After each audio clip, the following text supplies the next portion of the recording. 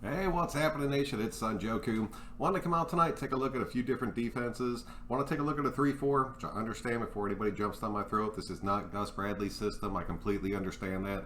I just like to take a look at different personnel packages, see how it shakes out. It gives us a chance to take a look at a little bit of the depth on our team as well. And I also want to take a look at the nickel package, so I'm going to be shifting these guys around here in a minute. But looking at this 3-4, man, I honestly really like this. Having the front three between Yannick, Jefferson, and Crosby, I really don't think go wrong. You got Jefferson just kind of plug in the middle. You got Mad Max, and you got Yannick coming off the edges to really get you that pressure. And then honestly, you could send one of the linebackers, or you could drop everybody. I still think we would generate a decent amount of pressure out of this pack. The slant routes and the things that we get continually burned on season after season, which completely blows my mind that we don't make that adjustment.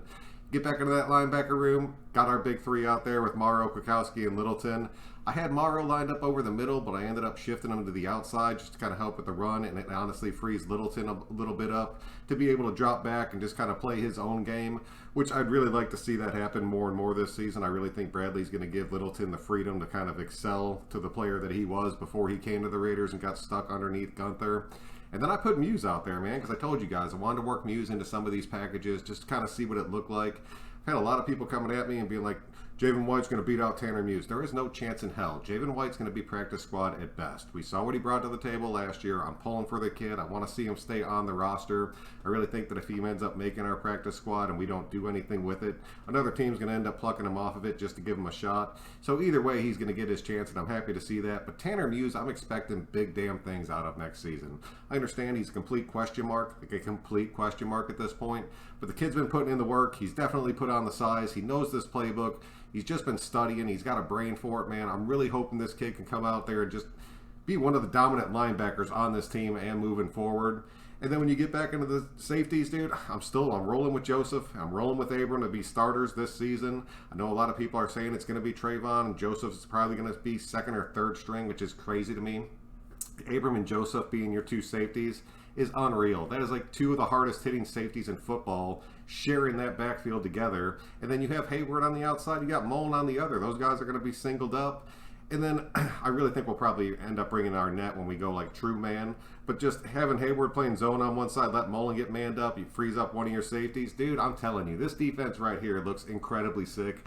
I'm really jacked about it. I understand we're never going to see the 3-4, but I want to see how this ends up progressing. And you're going to see packages where we do get into a 3-4. It's just not going to be like our every down defense. So, I don't know. This package looks good as hell. I really hope we stick with it. I'm going to go ahead and draw up the nickel real quick, and we will be right back. All right, we're back with the nickel package now. Dude, I'm telling you right now, I am loving this defensive line. Like, I'm really hoping that this is the front four that we run to open up next season. That is a ton of speed. That is a ton of pressure. I am loving every single second of this defensive line. Now, a lot of you guys are like, you got to have Hankins or you got to have Jefferson in there to kind of be able to stop that run guy. Dude, Farrell can play against the run. Solomon Thomas's ass can play against the run. You have those two generating interior pressure. They're pushing everything to the outside.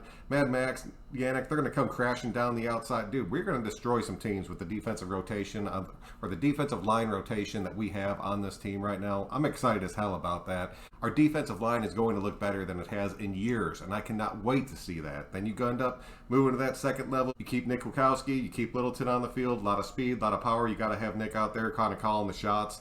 You jump into the secondary, I really think Amik Robertson, at least the start next season, is going to end up winning that slot nickel spot.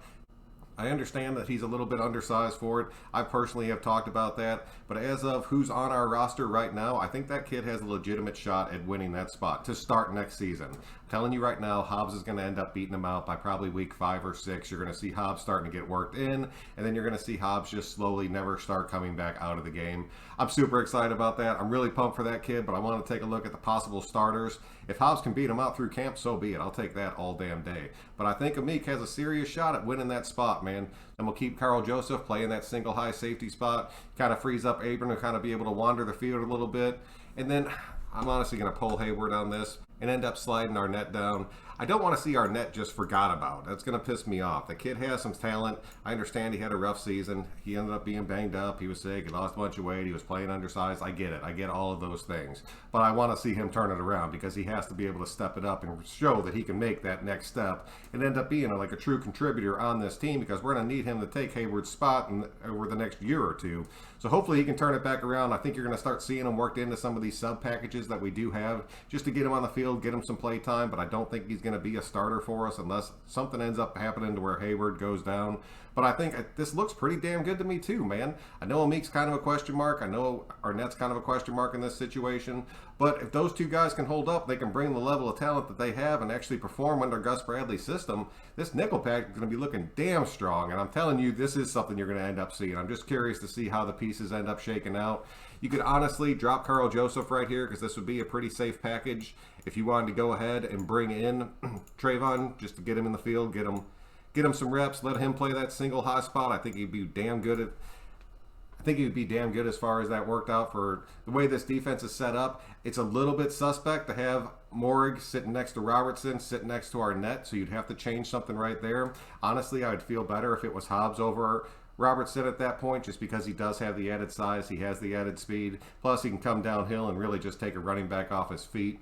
So, I don't know, man. Let me know what you guys think about these two packages. I really think they look pretty damn good. Sorry I couldn't do this live. I've been caught up at work. I've been doing a ton of shit. So, I just want to still be pumping out some videos, putting out some content, let you guys know kind of what I'm seeing and the way that I think it's heading towards. So, I'd love to hear your opinions on it. Hit me up in the comment section. Until the next time, guys, I'm Son Joku. Thank you all so much for helping me hit 3,000. That was like a huge hurdle for me, and I can't thank you all enough, man. I seriously appreciate it. So until the next time, guys, we will catch you on the next one.